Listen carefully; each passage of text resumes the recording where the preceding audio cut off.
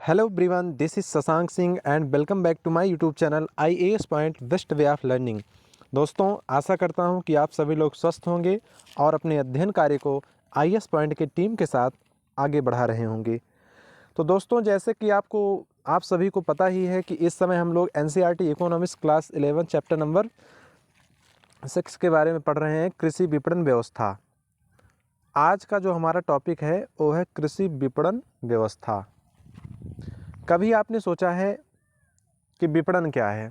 विपणन का मतलब होता है कि जिन फसलों का उत्पादन हम कर रहे हैं, अपनी आवश्यकता से अधिक जो फसलें हैं, जो भी अनाज है, जो भी राशि है, उसको हम बेचते हैं। तो बेचने की क्या व्यवस्था है, विक्रय करने की क्या व्यवस्था है, उसी के बारे में हम इस टॉपिक में अध्ययन करने वाले हैं। तो दोस्तों, आइए शुरू करते हैं। कृषि विपणन व्यवस्था। कभी आपने सोचा है कि हम जो अनाज, फल, सब्जियां आदि रोज खाते हैं, वे देश के अलग अलग क्षेत्रों से किस प्रकार नियमित रूप से हम तक पहुंचाए जाते हैं? जैसे कि कहीं टमाटर अधिक होता है, तो कहीं आलू अधिक होती है, कहीं प्याज अधिक होता है। तो यह देश के एक ही राज्य में नहीं या एक ही क्षेत्र में नहीं, देश के विभिन्न विभिन्न राज्यों के विभिन्न विभिन्न क्षेत्रों से हम लोगों तक पहुंचाई जाती है। तो किस व्यवस्था के चलते? विपणन व्यवस्था के ही चलते। कहीं गेहूं अधिक होता है तो कहीं चावल अधिक होता है, कहीं कपास अधिक होता है, कहीं जौ अधिक होता है, कहीं तिलहनी फसलें अधिक होती हैं तो कहीं दलहनी फसलें अधिक होती हैं। तो ऐसा नहीं है कि सब चीज़ें एक ही जगह हमको यानी एक ही जगह उत्पादित होती हैं, एक ही जगह उत्पादन होता है। सभी जो भी हमारी आवश्यकता की वस्तुएं हैं, यह देश के विभिन्न विभिन्न राज्यों से, देश के विभिन्न विभिन्न क्षेत्रों से ही हम लोगों तक पहुंचाई जाती हैं। जो व्यवस्थाएं होती हैं पहुंचाने की, वह व्यवस्था क्या है? विपणन व्यवस्था कहलाती है।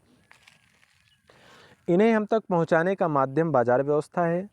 कृषि विपणन वह प्रक्रिया है जिसमें देश भर में उत्पादित कृषि पदार्थों का संग्रह, भंडारण, प्रसंस्करण, परिवहन, पैकिंग, वर्गीकरण और वितरण आदि किया जाता है। समझ में आ गया होगा आपको कि कृषि विपणन क्या है। कृषि विपणन एक ऐसी प्रक्रिया है या एक ऐसी व्यवस्था है कि जिसके अंतर्गत देश के विभिन्न क्षेत्रों में उत्पादित कृषि पदार्थ जो भी उत्पन्न होते हैं, उनका पहले कलेक्शन किया जाता है, फिर उनका स्टोरेज किया जाता है। कलेक्शन मतलब संग्रह, स्टोरेज मतलब भंडारण किया जाता है। फिर उनको परिवहन, ट्रांसपोर्टेशन के जरिए जहां आवश्यकता होती है जिस चीज़ की, जिन वस्तुओं की, वहां उसको पैकिंग करके भेजा जाता है। यही है कृषि विपणन व्यवस्था।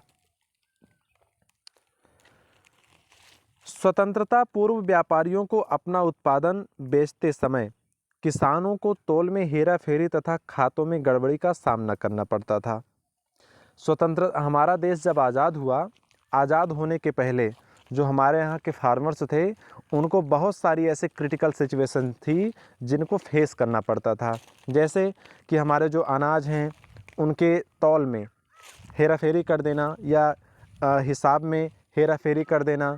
लेकिन आज की जो वर्तमान व्यवस्था है, इसमें क्या है? इलेक्ट्रॉनिक्स कांटे आ गए हैं और टोटल जो है कैलकुलेशन या टोटल जो मेजरमेंट है, वो सब इलेक्ट्रॉनिक सिस्टम के ज़रिए ही हो रहा है। और आज क्या है? आज का भाव टेलीविज़न, दूरदर्शन या न्यूज़ या रेडियो के, ऑल इंडिया रेडियो के माध्यम से हम लोगों तक या मोबाइल के माध्यम से पहुंच रही है कि आज के बाज़ार का ताज़ा रेट क्या है और कैसे कैसे लोगों को क्या क्या मिल रहा है। प्रायः किसानों को बाज़ार में प्रचलित भावों का पता नहीं होता था। कब? स्वतंत्रता प्राप्ति के पूर्व। और उन्हें अपना माल बहुत कम कीमत पर बेचना पड़ता था। उनके पास अपना माल रखने के लिए अच्छी भंडारण सुविधाएं नहीं होती थीं। जैसा कि आज कोल्ड स्टोरेज वगैरह है, आलू हुए, प्याज हुए, मटर हुई, इन सबको स्टोर करने के लिए आज तो स्टोरेज बन गए हैं, गवर्नमेंट के द्वारा हैं, लोगों ने खुद के भी प्राइवेट खोल रखे हैं। पहले ये सारी व्यवस्थाएं नहीं थीं। अतः वे अच्छे दाम मिलने तक माल की बिक्री को स्थगित नहीं रख पाते थे। आज क्या, स्टोरेज कर लिए, जब अपनी वस्तुओं का दाम इंक्रीज हुआ, हाई हुआ, तब वो ले जा कर के बेच देते हैं। क्या आप जानते हैं कि आज भी 10% से अधिक कृषि उत्पादन भंडारण सुविधाओं के अभाव के कारण क्षतिग्रस्त हो रहा है। यानी कि आज भी जो कृषि से पैदावार हो रही है उसका 10% हिस्सा, 10% पार्ट स्टोरेज की कमी के चलते क्षतिग्रस्त हो रहा है, अस्त व्यस्त हो रहा है लोगों तक। यानी कि अनाज खुले में पड़ा है, सड़ रहा है, फेंका जा रहा है, यानी कि उसकी सही सुविधा, सही स्टोरेज नहीं किया जा रहा है।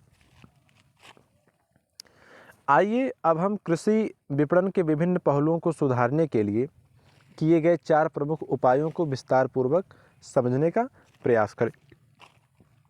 पहला कदम क्या है? पारदर्शिता। ट्रांसपेरेंसी बहुत ज़रूरी है विपणन व्यवस्था में। पारदर्शी विपणन की दशाओं का निर्माण करने के लिए बाजार का नियमन करना था।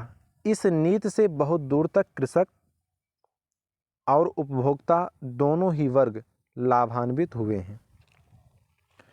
हालांकि लगभग 27,000 ग्रामीण क्षेत्रों में अनियत मंडियों को विकसित किए जाने की आवश्यकता है। ग्रामीण क्षेत्रों में अगर देखा जाए तो 27,000 जो ग्रामीण क्षेत्र हैं इनमें अनियमित रूप से जो मंडियां हैं, अनियमित मंडियों को विकसित किए जाने की आवश्यकता है ताकि ग्रामीण क्षेत्रों की मंडियों की वास्तविक क्षमताओं का लाभ उठा पाना संभव हो। दूसरा, पहला तो ये हो गया आपका। दूसरा आपका है महत्वपूर्ण उपाय, जैसे मंडियों तक पहुंचने के लिए सड़कों की आवश्यकता, रेल मार्ग हों, भंडार गृहों, गोदाम, शीतगृहों और प्रसंस्करण इकाइयों के रूप में भौतिक आधारित संरचनाओं का प्रावधान किया जाना है। अगर ये सब भी नहीं है तो विपणन को सुचारू रूप से नहीं चलाया जा सकता है।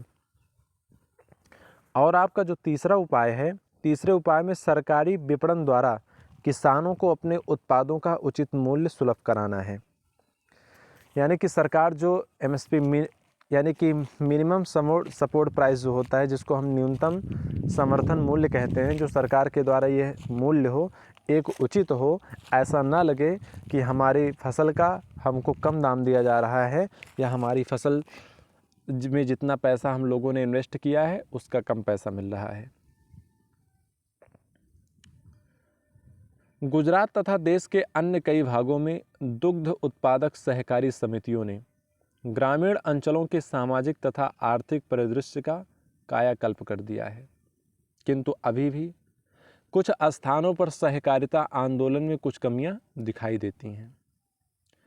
इनके कारण हैं सभी कृषकों को सहकारिताओं में शामिल नहीं कर पाना, विपणन और प्रसंस्करण सहकारी समितियों के बीच संबंध सूत्रों का नहीं होना और अकुशल वित्तीय प्रबंधन, ये कमियां हैं।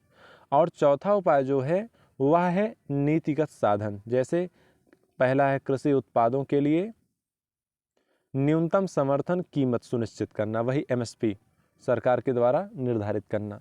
दूसरा है भारतीय खाद्य निगम द्वारा गेहूं और चावल के सुरक्षित भंडार की रख रखाव। और तीसरा है सार्वजनिक वितरण प्रणाली, यानी कि जो राशन व्यवस्था है जो बांटा जाता है, इसके माध्यम से खाद्यान्न और चीनी का वितरण किया जाता है, जिसको हम लोग गांव में बोलते हैं कि कोटेदार के यहाँ चलो राशन लेकर के आए, वह व्यवस्था को सुचारू रूप से व्यवस्थित करना और चलाना। इन साधनों का ध्येय क्रमशः किसानों को उपज के उचित दाम दिलाना तथा गरीबों को सहायकी युक्त, जिसको बोलते हैं हम सब्सिडी, कीमत पर वस्तुएं उपलब्ध कराना रहा है। यद्यपि सरकार के इन सभी प्रयासों के बाद भी आज तक कृषि मंडियों पर निजी व्यापारियों, साहूकारों, ग्रामीण, राजनीतिज्ञ सामंतों, बड़े व्यापारियों तथा अमीर किसानों का वर्चस्व बना हुआ है। अभी भी सरकार के इंटरफेयर के बाद भी अभी ये सब बना हुआ है। इसके लिए ज़रूरी है कि सरकार की मध्यस्थता, खासकर जब कृषि उत्पाद बड़े हिस्से पर निजी क्षेत्र का नियंत्रण होता है, सरकारी संस्थाएं और सहकारिताएं सकल कृषि उत्पादन के मात्र 10% अंश के आदान प्रदान में सफल हो पा रही हैं। शेष अभी भी निजी व्यापारियों के हाथों में ही है। ये बात तो सही है कि अभी भी 10% ही जो है आदान प्रदान सफल हो पा रहा है सरकारी नीतियों के चलते, बाकी तो शेष अभी सब प्राइवेट में ही है। तो ये रहा आपका विपणन से संबंधित टॉपिक। हमें आशा है कि विपणन वाला टॉपिक, कृषि क्षेत्र में विपणन कैसे होता है, क्या क्या किया जाता है और किसके इसके 4 प्रमुख पहलू कौन कौन से हैं, ये सब आप सभी अच्छे से समझ गए होंगे। यदि किसी को कोई भी डाउट है तो आप सभी कमेंट सेक्शन में आकर के कमेंट पूछ करके कमेंट के द्वारा अपने डाउट्स दूर कर सकते हैं। कल हम फिर मिलेंगे एक नए टॉपिक के साथ एक नए वीडियो में।